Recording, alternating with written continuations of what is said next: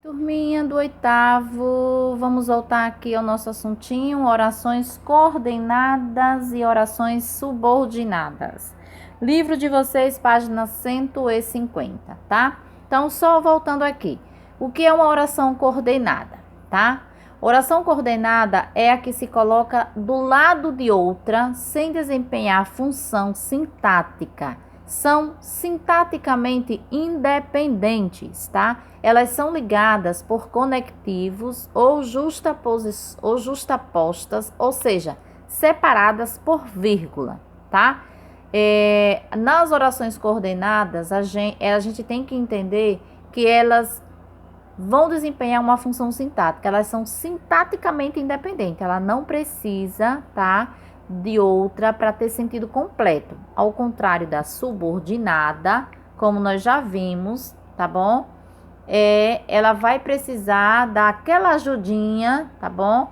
Para ter sentido, tá? Só um pouquinho aqui pra gente tá passando aqui a oração subordinada, tá? Então, vejam só. Já a oração subordinada, tá? Isso tá lá nos nossos livros de língua portuguesa e até mesmo nas gramáticas, tá? Uma oração subordinada na gramática é aquela que exerce uma função sintática em relação a uma outra oração, chamada de oração principal, e que pede complemento, ou é uma oração que tem uma certa dependência de sentido em relação à oração principal. E aí a gente vê aqui, tá? Que é o contrário da oração coordenada. A oração subordinada, ela vai precisar de uma oração principal para ter sentido completo, tá bom? Uma oração subordinada, ela vai precisar de alguns complementos, tá bom? Vamos ver aqui quais são esses complementos, tá? As orações subordinadas, elas possuem função de termos essenciais, ou elas precisam dos termos essenciais, ou integrantes, ou até mesmo acessórios de uma outra oração para terem sentido completo, tá? Vou colocar aqui uma oração para a gente verificar, tá? Podemos observar que há duas orações que o compõem. Vou colocar aqui, ó. A criança gostava de que lhe dessem atenção, tá? Como é possível notar, essas orações, nessa oração, ela não possui a mesma função sintática no período. Então, vamos lá. A primeira oração, ela possui a informação principal do período, tá? Além disso, não possui função sintática em relação à outra. Essa primeira oração, ela é chamada de oração principal, tá? Já a segunda oração, no entanto, possui uma relação de dependência com a anterior, no caso a primeira, tá? Exercendo a função de objeto indireto do verbo gostar, ou seja, possui a função de um termo integrante da oração anterior. Então, aí, as orações que possuem uma relação de dependência com uma outra dentro do período, tá? São chamadas de orações subordinadas, tá? Elas podem exercer a função de termos essenciais, integrantes ou acessórios da oração e são classificadas em orações subordinadas substantivas, orações subordinadas adjetivas e orações subordinadas adverbiais. Então, 3. Nós vamos ver, tá, alguns exemplos aqui das orações subordinadas substantivas, tá bom? Orações subordinadas substantiva, tá? Função. Exerce a função de sujeito. Aí um exemplo. É possível que ele viaje outra vez, tá? Na oração subordinada, substantiva, objetiva, direta, exerce a função de objeto direto. Um exemplo. ele me perguntou se ela viajaria outra vez, tá? A oração subordinada, substantiva, objetiva e indireta exerce a função de objeto indireto. Exemplo: necessito de que você viaje novamente. A oração substantiva, completiva, nominal exerce a função de complemento nominal. Tenho medo de que ela não viaje novamente. Vejam que os exemplos eles estão sempre ligados um ao outro, né? Só para deixar o negócio mais complicado. Não. É para deixar mais fácil para entendermos, tá bom? A oração subordinada, substantiva, predicativa, exerce a função de predicativo do sujeito. E aí um exemplo: meu medo é que ela não viaje outra vez. Quem é o predicativo?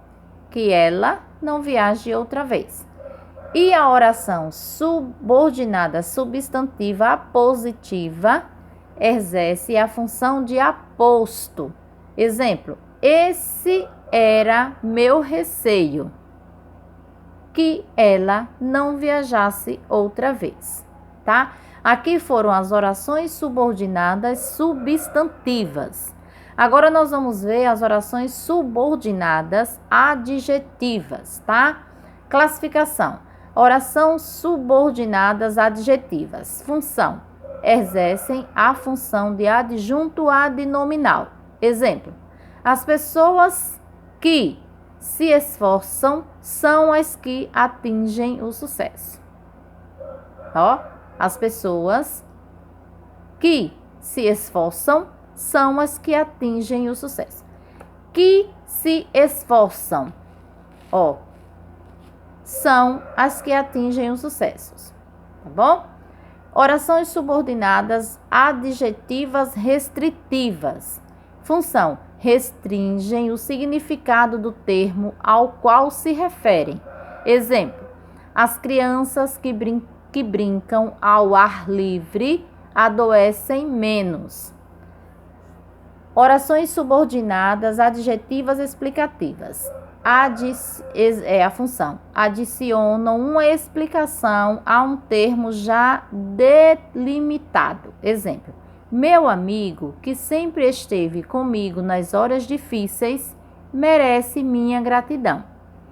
E as orações subordinadas adjetivas reduzidas de infinitivo exercem a função de adjunto adnominal. Veja: gosto de ver meu filho a brincar no jardim. E aí as orações subordinadas adjetivas reduzidas de gerúndio, reduzidas de infinitivo, brincar, no infinitivo, brincar. Reduzidas de gerúndio são as mais fáceis, tá? Diria eu. Reduzidas de gerúndio, função: exercem a função de adjunto adnominal. É só prestar atenção no verbo, tá? E aí nós temos: gosto de ver meu filho brincando no jardim. E as orações subordinadas adjetivas reduzidas de particípio, tá? Elas exercem a função de adjunto adnominal. E aí, como eu falei, presta atenção no verbo que a gente não erra. Esta é a casa construída pelo meu pai. Ida, terminação. Brincar, infinitivo. Brincando, gerúndio. E construída é particípio. Essas três últimas, diria eu, que são as mais fáceis para identificarmos, tá? Então, vamos lá. Nós vimos aqui as orações subordinadas substantivas e vimos as orações subordinadas adjetivas. Na próxima aula, nós veremos as orações subordinadas adverbiais. São as maiores, tá? Nós temos aqui algumas classificações. Nós temos adverbiais, adverbiais causais, adverbiais consecutivas, adverbiais condicionais, concessivas, comparativas, conformativas, adverbiais finais, proporcionais, temporais, reduzidas de infinitivo, de gerúndio e de particípio. São as orações subordinadas adverbiais são as maiores, tá? Então, assim, a gente precisa ver com mais calma, mais devagar, para a gente entender melhor. Então, na próxima aula, a gente continua esse assunto, porque tem pano para manga aqui, tá? E aí, eu já vou deixar com vocês o exercício que tem aqui no livro de vocês, ó. Na página 153, inicia o exercício sobre as orações coordenadas e subordinadas.